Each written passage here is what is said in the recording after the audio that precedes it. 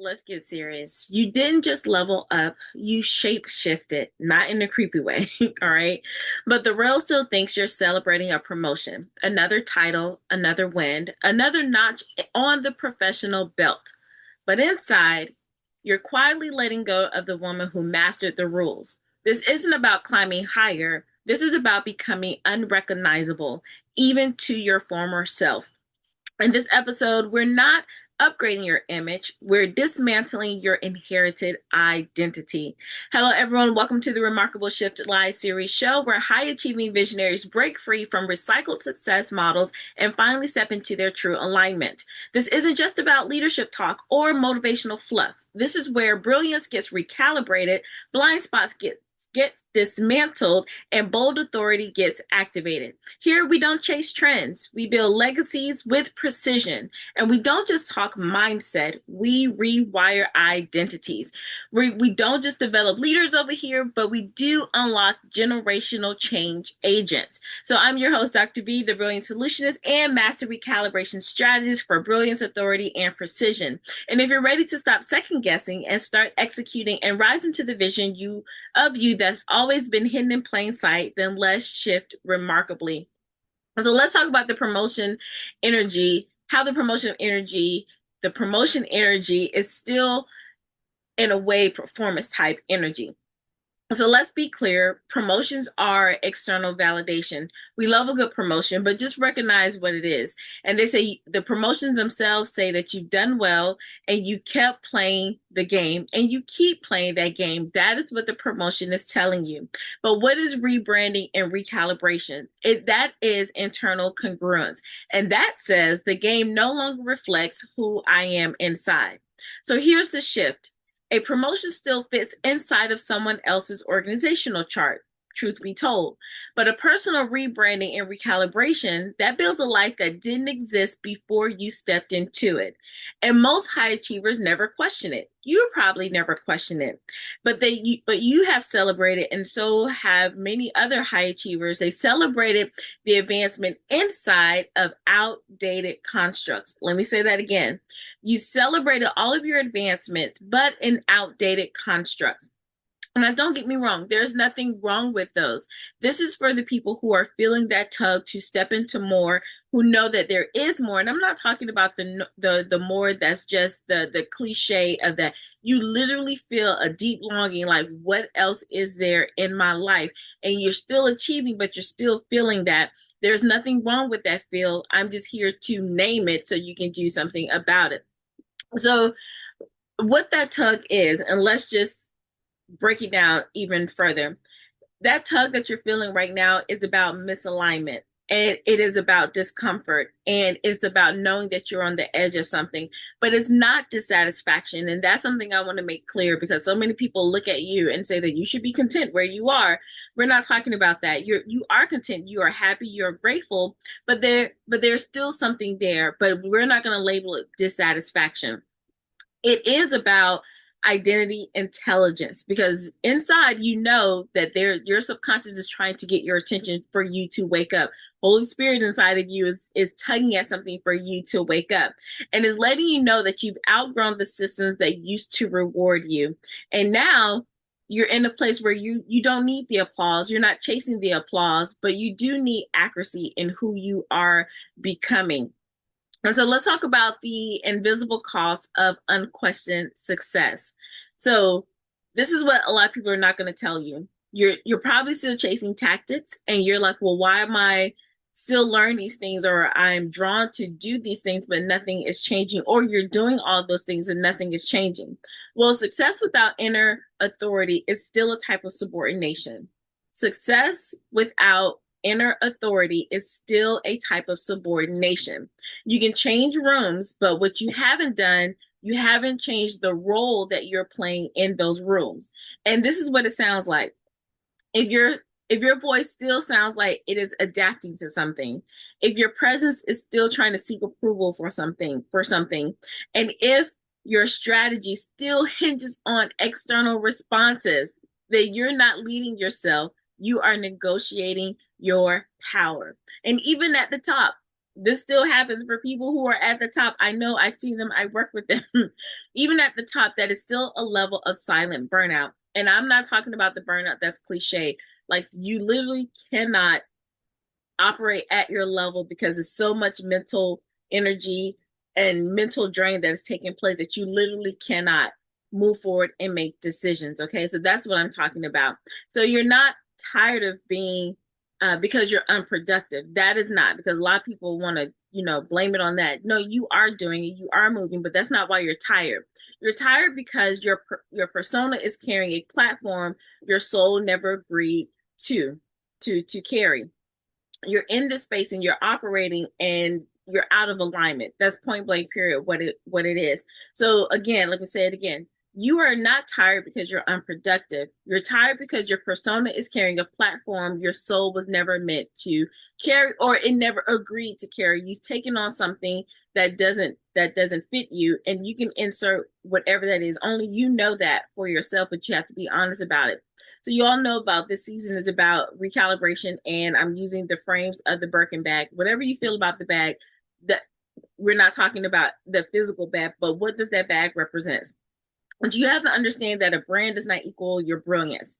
So you've got the accolades, the equity, and the access, but let's talk about that for a moment. You're still showing up like your protected image, and you're not embodying the identity. You don't need to be more palatable to people, but you do need to be more precise in who you're becoming. You're dancing on the edge of something. Like, you want to be in that Birkin store, but you're still over here with the TJ Maxx. Now, again, there's nothing wrong with that. I like both of them, but it's an identity. If you are meant to be in TJ Maxx, you show up full hearted and you go 10 toes down for how you're supposed to show up for TJ Maxx. If you are meant to be in the Birkin reframe, then you go all in for that. But the misalignment happens when you are stepping into the Birkin reframe and you're not supposed to be there, or you're stepping into the TJ Maxx reframe and you're not supposed to be there. Only you know that, but you have to be honest with yourself and be precise in that type of identity. And so, just staying with our Birkin reframe for a minute, you have to understand that the Birkin itself doesn't adjust to the room. It sets the tone. People know that. People shift around when that person comes in with that bag. And even if you don't care about the bag, because I've had people say that they're not even trying to listen to the message because they're hung up on the fact that I'm using the bag as an example. It can be whatever. You don't have to like the bag, but you cannot deny the status symbol that it has become. So you have to understand you have to view yourself like you are a status symbol, and how you're going to operate in that space, regardless if you get the bag or not. So it takes the type of person to go and get that bag. And it's not just about the money. There are a lot of people with the money, but they don't want to be associated with that bag. So let's not, get all off, take this down a trail that it doesn't have to be. But again, so if we're thinking about that and insert your whatever, it still sets the tone of what it is meant to establish the identity of that. So you set your tone. So you're not rebranding or trying to recalibrate because you're lost. So many people saying, well, I just don't know. I'm stuck. I feel lost. I'm not fulfilled. No. That's not what it is. But you are in a place where the version of who you're supposed to be, you have to step into that, and then you get to the point where you're no longer explaining yourself and explaining why you want to be in a certain lane. That's what rebranding and recalibration is all about. That is what internal promotion is all about. So if you are struggling with, there are two sides to this. If you're struggling with you becoming the authority of yourself, whether that's in a business, in a career, in your professional space or other areas of your life, but mostly in those spaces where you are the leader, the thought leader, or you want to become those things or a higher version of those things, I do invite you to take the Authority Builder Snapshot, and it talks about it in 5 different areas. And it's not a marketing tool, it's not a personality quiz, but it is a mirror, and think of it as a personal audit, a diagnostic for your internal congruence in those spaces. And it will reveal to you, it's 10 questions, so it's an overview, but it's 10 questions where it will reveal where your voice is still in conflict with your values. It will reveal where your brilliance is still dressed in borrowed branding, and it will reveal to you where you're scaling a structure that doesn't reflect your next level self. And the results that you'll get, you'll be into one of four categories. You'll either be the emerging voice, where you're just starting out and you need a serious reset about the power within you, or you'll be in the fragmented expert, where you built the pieces, you put some things together, but you're not fully aligned and it's not fully activated, and you've actually outgrown those coastal strategies and now you need a system.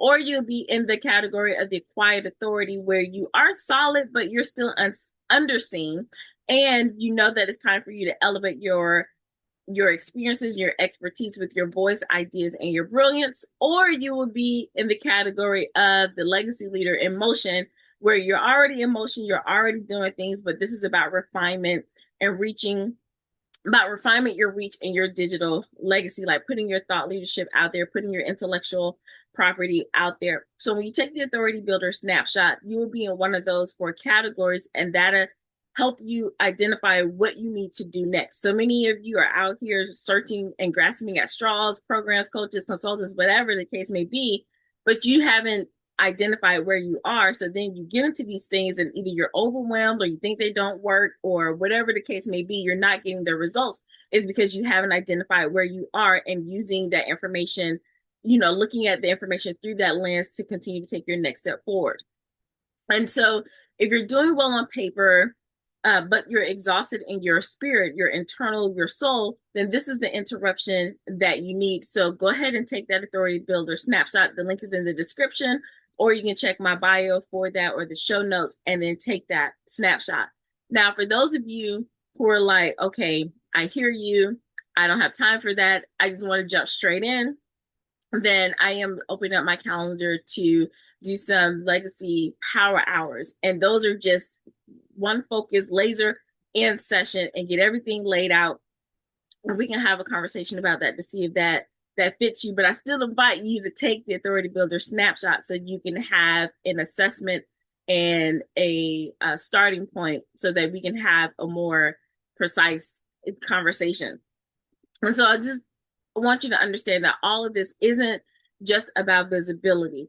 This is about the visceral clarity that you need, the kind that can't be strategized, but only remembered.